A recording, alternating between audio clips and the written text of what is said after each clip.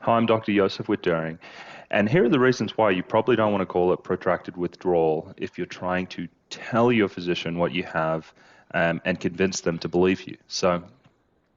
Um, a lot of people get pushback in physicians challenging their diagnosis when they call it protracted withdrawal because, one, they're not really aware of what that is. And when you say withdrawal, they consider it to have this kind of nice linear, straight pathway towards recovery. You know, they think of opiate withdrawal, they think of, I guess, typical benzodiazepine withdrawal, which is pretty much over in about a month. So when you use the withdrawal word to describe it, it throws them off and they get kind of confused. So um, here and there's other terms for this as well. You know, for instance, benzodiazepine-induced neurological dysfunction is another term which I think is really good. The unfortunate thing about that term is it's not the one that's used in the FDA labels, and it's less commonly known. Um, but but yes, bind aside, which is what that is. Here's how I might describe it if I was talking to a physician and trying to convince them. So I would say, had a severe neurological adverse reaction to a medication. It's only recently been recognized.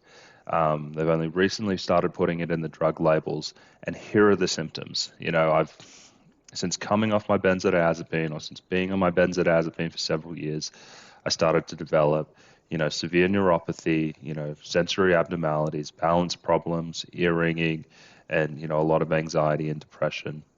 It's a very new condition. People don't really know what the clinical time course is. People tend to recover over time. But yes, that is what I'm dealing with. Um, I think if you kind of describe it in that way, it's easier for people. It's easier for physicians to get their arms around. Okay, severe neurological adverse reaction, um, potentially long term. Also recently recognized. Okay, that's why I don't really know it.